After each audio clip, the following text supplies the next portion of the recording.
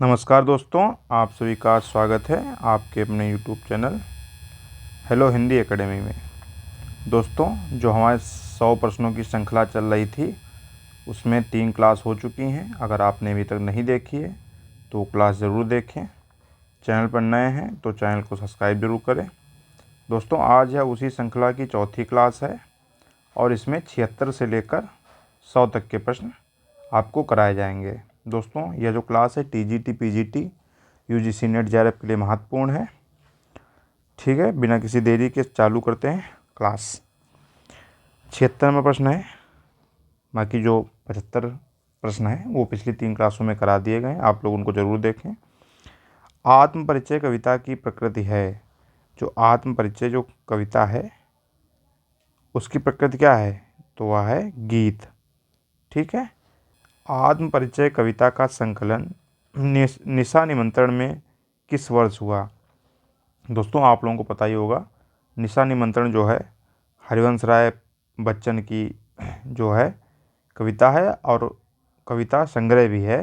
तो उसमें आत्म परिचय कविता का संकलन निशा निमंत्रण में किस वर्ष किया गया, तो इसका जो आंसर है वह होगा 1969 ईस्वी में। ठीक है। जो निशा निमंत्रण रचना है दोस्तों यह हरिवंश राय बच्चन की है।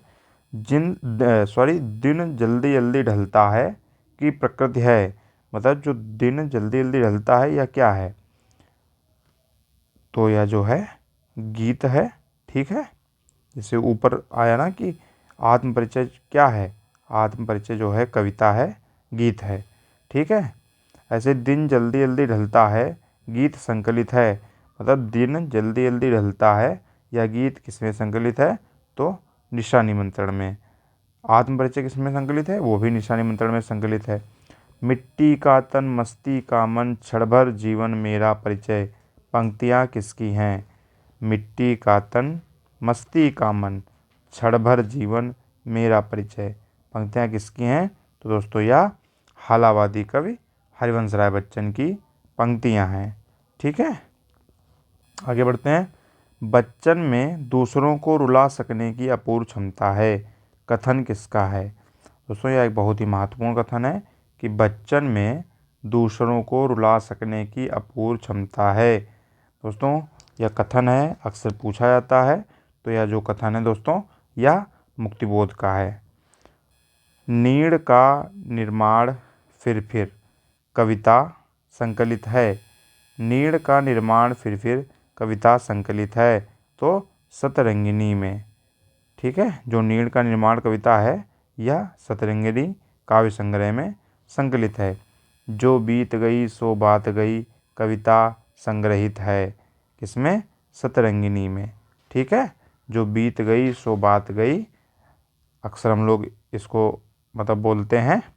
तो यह जो कविता है जो बीत गई सो बात गई कविता संग्रहित है किसमें, सतरंगिनी में।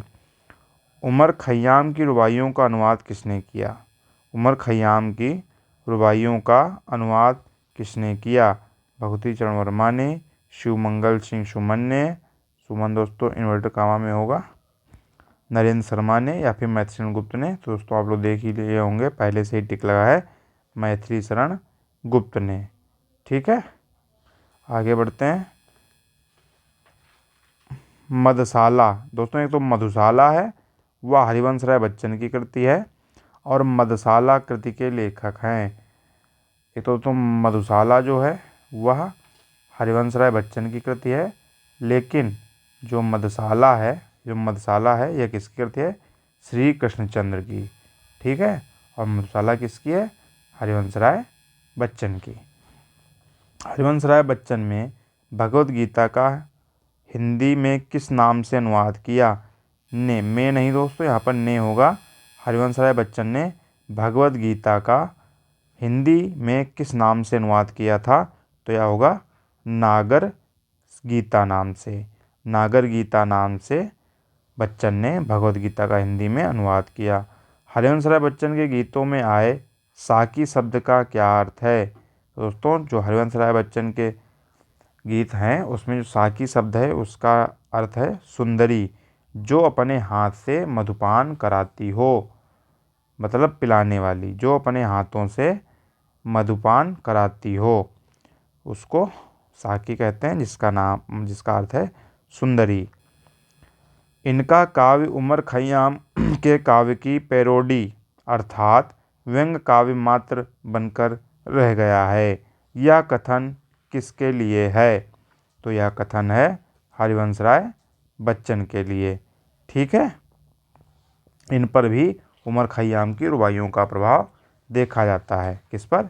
हरिवंश राय बच्चन पर भी। क्षीण क्षुद्र क्षणभंगुर दुर्लभ मानव के पास जगजीवन की समस्त आधि व्याधियों की यही एक महसदी है।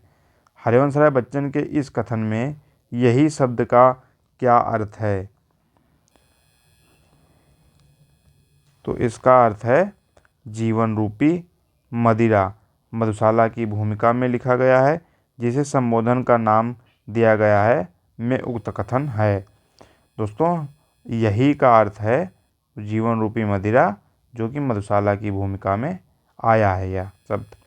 मधुकर काव्य संग्रह के लेखक हैं। जो मधुकर काव्य संग्रह है, इसके लेखक कौन है? दोस्तों, इसके लेखक जो हैं वह भगवती चरण वर्मा हैं। प्रेम संगीत काव्य संग्रह किसका है? तो दोस्तों, प्रेम संगीत जो काव्य संग्रह है यह भगवती चरण वर्मा का है। प्रेम संगीत अहमवादी वैयक्तिकता प्रधान साहित्य के रचयिता के रूप में सर्वाधिक प्रसिद्ध हैं। ठीक है, अहमवादी वैयक्तिकता प्रधान साहित्य के रचयिता के रूप में सर्वाधिक प्रसिद्ध हैं कौन? भगवती चरण वर्मा। दोस्तों, अगर वीडियो अच्छा लग रहा हो तो वीडियो को लाइक कर दीजिए और शेयर भी कर दीजिए। अगर चैनल पर नए हैं तो चैनल को सब्सक्राइब जरूर कर लीजिए। ठीक है,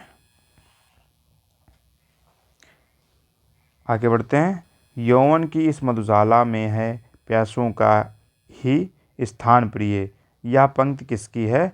तो यह दोस्तों पंक्ति है भगवती चरण वर्मा की। किसमें संकलित है? प्रेम संगीत में।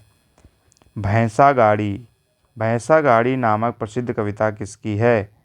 दोस्तों, भैंसा गाड़ी जो नामक प्रसिद्ध कविता है यह किसकी है? तो भैंसा गाड़ी जो कविता है यह भगवती चरण वर्मा की है। ठीक है, हिंदी में मानसलवाद के प्रवर्तक कौन माने जाते हैं? तो दोस्तों, हिंदी में जो मानसलवाद है उसके प्रवर्तक कौन माने जाते हैं? रामेश्वर शुक्ल अंचल। ठीक है, रामेश्वर शुक्ल अंचल को हिंदी में मानसलवाद का प्रवर्तक माना जाता है। मधुलिका काव्य संग्रह के लेखक कौन हैं? मधुलिका काव्य संग्रह के लेखक कौन हैं? दोस्तों, मधुलिका काव्य संग्रह के लेखक जो हैं रामेश्वर शुक्ल अंचल है। अपराजिता काव्य संग्रह किसका है? अपराजिता काव्य संग्रह भी रामेश्वर शुक्ल अंचल का है। दोस्तों, ऐसे देखेंगे अपराजिता, मधुलिका और मतलब मानसलवाद के प्रवर्तक ठीक कौन है? अंचल। मधुलिका और अपराजिता काव्य संग्रह के कौन है? रामेश्वर शुक्ल अंचल। आगे एक और इनकी रचना है किरण बेला काव्य संग्रह के लेखक हैं। तो इसके भी जो काव्य संग्रह के लेखक हैं कौन है? रामेश्वर शुक्ल अंचल। कौन कौन हो गए? आगे और भी हैं, लेकिन यहाँ पे ऐसे देखेंगे मधुलिका, ठीक है, मधुलिका, अपराजिता और किरण बेला काव्य संग्रह के लेखक जो हैं रामेश्वर शुक्ल अंचल हैं। कटील, लाल चूनर, वर्षांत के बादल और विराम चिन्ह आदि काव्य संग्रह किसके हैं? तो कटील, लाल चूनर, वर्षांत के बादल और विराम चिन्ह, यह जो काव्य संग्रह हैं यह रामेश्वर शुक्ल अंचल के काव्य संग्रह हैं। ठीक है, अंचल मूलतः कवि हैं। मतलब पूछा गया है कि अंचल जो हैं वह मूलतः कैसी रचनाएं करते थे या कैसी कविताएं लिखते थे? तो प्रेम, यौवन और सौंदर्य की कविताएं लिखते थे। इसीलिए अंचल को मानसलवाद का प्रवर्तक माना जाता है। और दूसरी बात यह है कि अंचल मूलतः प्रेम, यौवन और सौंदर्य के कवि हैं। दोस्तों, आशा करते हैं आपको यह क्लास अच्छी लगी होगी। अगर सही लगी हो तो लाइक कर दीजिए। फिर से कहूँगा कि वीडियो को शेयर कर दीजिए और अपने दोस्तों के साथ शेयर करने करने बोलिए और उनसे सब्सक्राइब करने को भी बोलिए। ठीक है, अगर चैनल पर नए हैं तो चैनल को सब्सक्राइब जरूर करें। मिलते हैं अगली क्लास में, तब तक के लिए नमस्कार। जय हिंद दोस्तों।